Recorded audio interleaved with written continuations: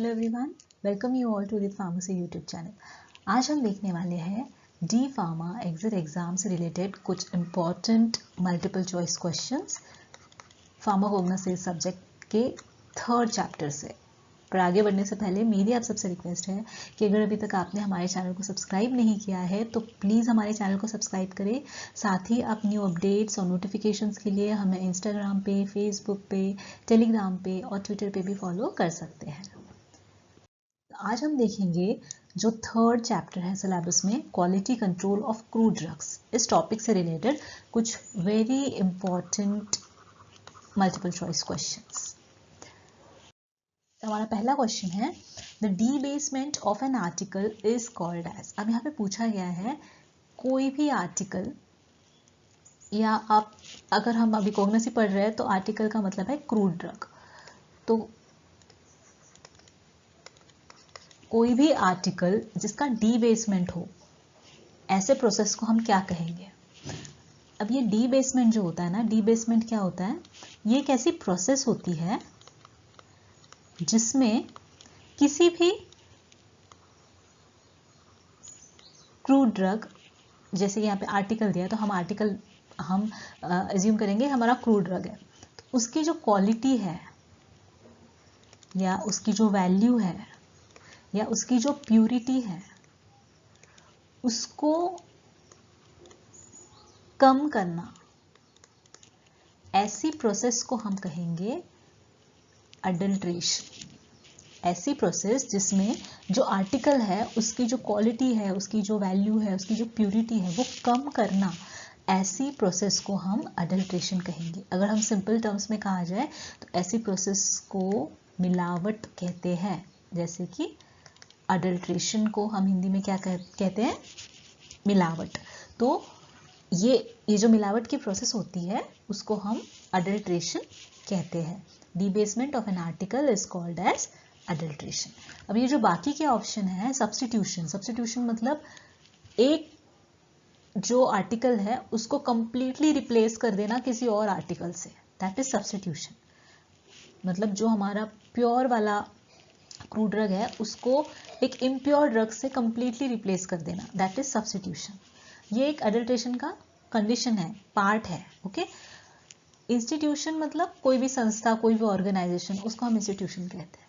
Sophistication मतलब क्या होता है कि जानबूझ के मिलावट करना, जो नॉर्मली हमारे जो शॉपकीपर्स होते हैं वो करते हैं, जानबूझ के डिलिबरेटली, इंटेंशनली मिलावट करना, दैट इज सोफिस्टिकेशन। तो यहाँ पे हमारा आंसर जो होगा, ब्रॉड टर्म में यहाँ पे पूछा गया है, debasement of an article is called adulteration. Okay. Next question is, adulteration involve condition such as. अब यहाँ पे पूछा गया एडल्ट्रेशन के अंदर बहुत सारी कंडीशंस आती है, तो वो कंडीशंस कौन सी है।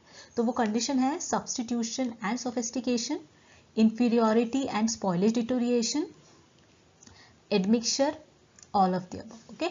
स्पॉइलेज और डिटोरिएशन अलग अलग प्रोसेसेस।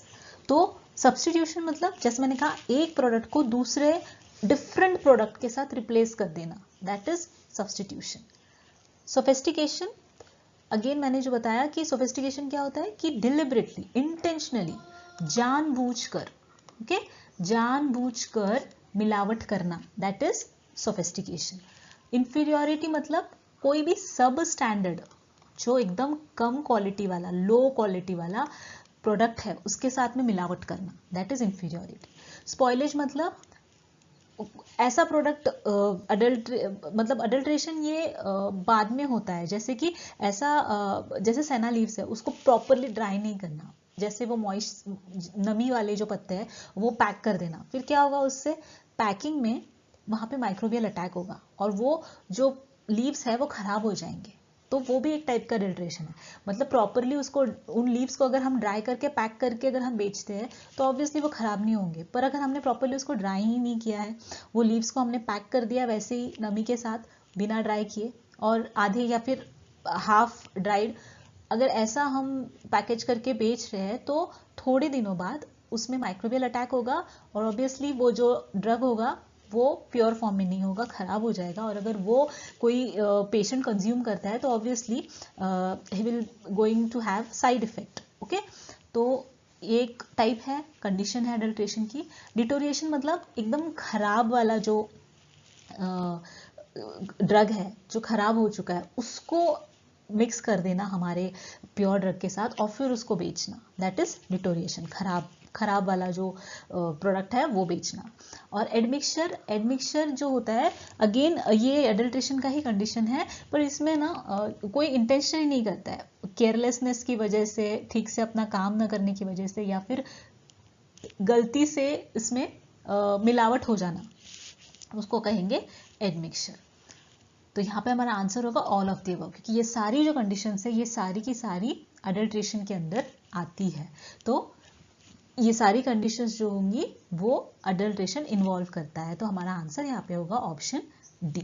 ओके, अब ये सारी कंडीशंस अगर आपको डिटेल में पढ़नी है या फिर ये चैप्टर डिटेल में पढ़ना है, पूरा सिलेबस आपको डिटेल में पढ़ना है, इसके अलावा अगर आपको सारे सब्जेक्ट्स डिटेल में पढ़ने हैं, तो आप हमारा जो उदित फार्मेसी एप्लीकेशन है ना, उस पर जाकर जो फर्स्ट ईयर के लिए कोर्स अवेलेबल है वो एनरोल कर सकते हो।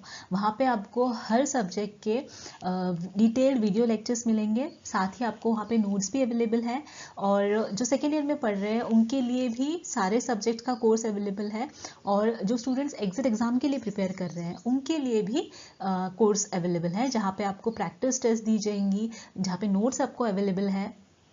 तो ये सारे जो कोर्सेज है वो बहुत ही अफोर्डेबल प्राइजेस पे अवेलेबल है, और आप जाकर एनरोल कर सकते हैं। और अगर इस एप्लीकेशन से रिलेटेड आपको कोई भी क्वेरी हो तो आप ये नीचे दिए गए नंबर पे कांटेक्ट करके पूछ सकते हैं। नेक्स्ट क्वेश्चन की तरफ बढ़ते हैं। Third question is the technique involve in the standardisation of crude drug. अब यहाँ पे पूछा गया है कि स्टैंडर्डाइजेशन जो है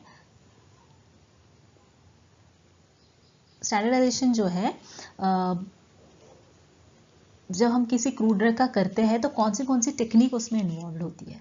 तो स्टैंडर्डाइजेशन मतलब किसी भी ड्रग की प्यूरिटी या क्वालिटी को टेस्ट करना, that is standardisation. Crude drug का स्टैंडर्डाइजेशन मतलब उसकी प्यूरिटी या क्वालिटी चेक करना। तो वो उसकी प्यूरिटी या क्वालिटी चेक करने के लिए जो डिफरेंट टेक्निक्स होती है स्टैंडर्डाइजेशन के अंडर, वो होती है organoleptic evolution, morphological evaluation, microscopic evaluation, biological evaluation, physical evaluation and chemical evaluation। तो ये सारी टेक्निक्स जो है वो हम क्रूड ड्रग की प्यूरिटी या क्वालिटी चेक करने के लिए यूज़ करते हैं। जैसे ऑर्गेनोलेप्टिक इवेल्युएशन जो है, इसमें हम जो उसका टेस्ट है, जो उसका कलर है, जो उसका ओडर है, जो उसका टेक्सचर है, जो उसका साइज है, उसका शेप है, उस बेसिस पे हम उसको इवैल्यूएट करते हैं, राइट।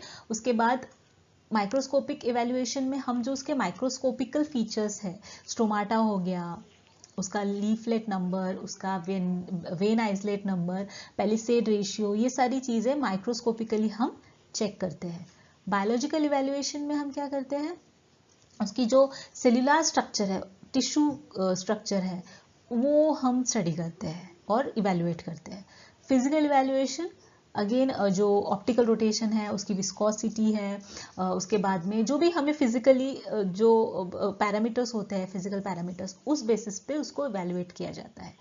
केमिकल इवैल्यूएशन में जो उसके केमिकल पैरामीटर्स होते हैं, like acid value, saponification value, उसका आइसोलेशन, उसका प्यूरिफिकेशन, ये सारी चीज़ें केमिकल इवैल्यूएशन में आती है। उसके केमिकल कंस्टिट्यूएंट्स, ये सारी जो चीज़ें हैं हम केमिकल इवैल्यूएशन में इवैल्यूएट करते हैं। तो यहाँ पे हमारा आंसर क्या होगा, all of the above.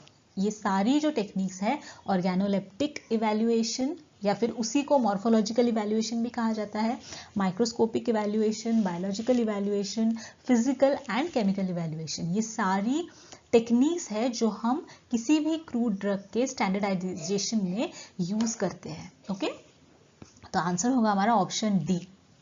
Next is constant which is used in microscopic evaluation. Microscopic evaluation जब हम करते हैं किसी भी ड्रग का, तो कौन से कांस्टेंट्स हम यूज करते हैं। तो स्टोमाटल नंबर हो गया, स्टोमाटल इंडेक्स हो गया, when islet number, palisade ratio और क्वांटिटेटिव माइक्रोस्कोप, ये सारी चीज़ें जो है वो हम माइक्रोस्कोपिकल इवैल्यूएशन में स्टडी करते हैं। स्टोमाटल नंबर मतलब average number of stomata present पर स्क्वायर मिलीमीटर, ये हो गया स्टोमाटल नंबर। स्टोमाटल इंडेक्स, इसका जो एक फॉर्मूला होता है वो होता है कि जो इसका स्टोमाटल जो होता है वो उस फॉर्मूला होता है उसका एक कि stomatal index is equal to stomatal number plus epidermal cells. तो ये जो है ये फॉर्मूले के बेस पे स्टोमाटल इंडेक्स जो है वो कैलकुलेट किया जाता है। वेन इजलेट नंबर जो है that is number of vein islets per square millimetre on the leaf surface. Palisade भी अगेन द पैलिसेड जो होता है वो एपिडर्मल सेल्स जो होती है लीव्स की उसके अंडर मिलता है, उसके अंडर देखने को मिलता है। तो वो palisade ratio number of palisades cells under the epidermal cell, ऐसे उसको कैलकुलेट किया जाता है माइक्रोस्कोपिकली। क्वांटिटेटिव माइक्रोस्कोप अगेन ये एक लाइकोपोडियम स्पोर मेथड भी कहा जाता है इसको। तो ये मेथड भी एक है जो माइक्रोस्कोपिकली की जाती है। तो यहाँ पे हमारा आंसर होगा all of the above. Okay, ये सारे कांस्टेंट जो है वो माइक्रोस्कोपिक इवैल्यूएशन में हम स्टडी करते हैं। Next is diagnostic characters of leaves are. Leaves के डायग्नोस्टिक कैरेक्टर्स क्या क्या है, मतलब अगर लीव्स है तो उसमें हम कौन से ऐसे कैरेक्टर्स है जिससे हम इवैल्यूएशन कर सकते हैं। तो स्टोमाटा है, लीफ कॉन्स्टेंट्स है जैसे vein islet ratio, vein islet number, palisade ratio, then trichomes है, वाटरपोर्स है। ये सारी चीज़ें हम यूज़ करते हैं डायग्नोस्टिक कैरेक्टर्स लीव्स के लिए। तो हमारा आंसर होगा ऑल ऑफ द अबव।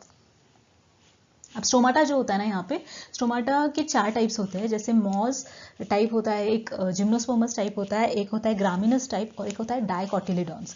डाइकोटिलीडॉन्स जो होता है ना वो 5 टाइप के होते हैं, पैरासाइटिक, डायसाइटिक, उसके बाद में अनीसोसाइटिक, अनोमोसाइटिक और एक्टिनोसाइटिक। ये 5 टाइप के स्टोमाटा होते हैं जो स्टडी किए जाते हैं, जो on the basis of their guard cells और सब्सिडियरी सेल्स जो होते हैं उनके बेसिस पे उनकी वो क्लासिफाइड है। जो सब्सिडायरी सेल और जो गार्ड सेल्स होते हैं उनके बेसिस पे ये इवैल्यूएट किए जाते हैं।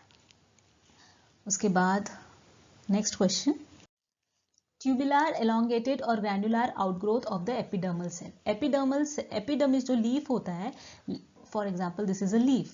ओके, ये लीफ का जो एपिडर्मल सेल होता है यहाँ पे उस पर है ना एक छोटी छोटी ऐसी हेयरी स्ट्रक्चर्स होते हैं, जो आप उसको आउटग्रोथ भी बोल सकते हो या फिर हेयरी स्ट्रक्चर भी बोल सकते हो। ये छोटे छोटे आप कभी ऑब्जर्व करोगे ना तो आपको दिखेगा कि लीफ का जो एपिडर्मिस होता है, या फिर ऊपर भी आप देख सकते हो ऐसे कुछ ऐसे छोटे छोटे हेयरी स्ट्रक्चर होते हैं, आउटग्रोथ्स होती है, उनको क्या कहा जाता है? तो उनको कहा जाता है trichomes. The hairy structure on the epidermal cell or the glandular or the tubular elongated outgrowth on the epidermal cell is called as trichome. तो हमारा आंसर होगा यहाँ पे option C, that is trichome.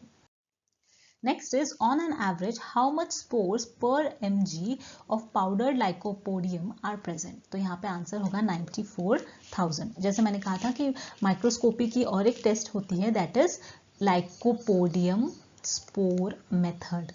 ये जो होती है ये भी एक प्यूरिटी चेक करने के लिए एक टेस्ट होती है जो माइक्रोस्कोपिकली की जाती है। तो इसमें जो लाइकोपोडियम स्पोर्स होते हैं ना वो यूज किए जाते हैं। तो यहाँ पे पूछा है कि ऑन एन एवरेज जो होते हैं लाइकोपोडियम कितने प्रेजेंट होने चाहिए उस टेस्ट में, तो वो है 94,000। और ये जो लाइकोपोडियम स्पोर मेथड टेस्ट है वो जनरली जो पाउडर्ड ड्रग होते हैं ना, पाउडर्ड ड्रग के लिए की जाती है। जो ड्रग पाउडर्ड फॉर्म में होते हैं उनके लिए ये टेस्ट की जाती है। तो यहाँ पे लाइकोपोडियम जो होते हैं वो कितने ऑन एन एवरेज कितने स्पोर्स होते हैं? 94,000 spores. Physical standards for the physical evaluation are. यहाँ पे पूछा गया है कि फिजिकल इवैल्यूएशन जब किया जाता है तो कौन से फिजिकल स्टैंडर्ड्स यूज किए जाते हैं। तो यहाँ पे मॉइस्चर कंटेंट एक फिजिकल स्टैंडर्ड है, विस्कोसिटी, मेल्टिंग पॉइंट भी फिजिकल स्टैंडर्ड है, optical rotation and refractive index भी फिजिकल स्टैंडर्ड है। तो हमारा आंसर यहाँ पे होगा ऑल ऑफ द अबव। ये सारे फिजिकल स्टैंडर्ड्स जो है वो जब हम किसी भी क्रूड ड्रग का स्टैंडर्डाइजेशन करते हैं, फिजिकल इवैल्यूएशन जब करते हैं, तब हम ये सारे स्टैंडर्ड्स जो होते हैं वो यूज़ करते हैं। उसका मॉइस्चर कंटेंट देखा जाता है, उसकी विस्कोसिटी देखी जाती है, मेल्टिंग पॉइंट देखा जाता है, ऑप्टिकल रोटेशन देखा जाता है और रिफ्रैक्टिव इंडेक्स भी देखा जाता है। Next is biological evaluation is also known as. अब यहाँ पे पूछा है कि बायोलॉजिकल इवैल्यूएशन जो है उसको और एक टर्म दिया गया है, वो क्या है? तो वो है bioassay. Okay, bioassay means analytical technique. Assay means any analytical technique, okay, जो बायोलॉजिकली इवैल्यूएट करे। तो हमारा आंसर होगा bioassay. Bioassay of antibiotics is also known as. अब यहाँ पे पूछा है कि एंटीबायोटिक्स का अगर हम बायो एसे करते हैं तो उसको क्या कहा जाता है? तो obviously we know that antibiotics जो है वो उसका बेसिस क्या होता है? माइक्रोबायोलॉजी होता है। ओके, तो यहाँ पे हमारा आंसर क्या होगा? Microbiological assay. एंटीबायोटिक्स मतलब it is related to microorganisms. So microbiological assay जो होते हैं that means bioassay of antibiotics. Microbiological assay मतलब बायो एसे ऑफ एंटीबायोटिक्स। तो हमारा आंसर होगा माइक्रोबायोलॉजिकल एसे। तो यहाँ पे मैं आपको बताना चाहूँगी कि अगर आप फर्स्ट ईयर में पढ़ रहे हो, आप सेकेंड ईयर में पढ़ रहे हो या आप एग्जिट एग्जाम का प्रिपरेशन कर रहे हो, तो आपके लिए जो डिज़ायरेबल कोर्सेज है वो हमारे उदित फार्मेसी एप्लीकेशन पे अवेलेबल है। और फर्स्ट ईयर के लिए, सेकेंड ईयर के लिए फुल जो आपका सिलेबस है सब्जेक्ट वाइज, लेक्चर वाइज आपको वहाँ पे मिलेगा। वीडियो लेक्चर्स है, साथ ही आपको नोट्स भी वहाँ पे अवेलेबल है। जो एग्जिट एग्जाम के लिए प्रिपेयर कर रहे हैं उनके लिए भी प्रैक्टिस टेस्ट है और साथ ही आपको वहाँ पे नोट्स भी प्रोवाइडेड किए जाएंगे। तो ये कोर्सेज आप एनरोल कर सकते हो। और अगर आप ये जो कोड है उदित 20, ये अगर आप यूज़ कर रहे हो तो आपको वहाँ पे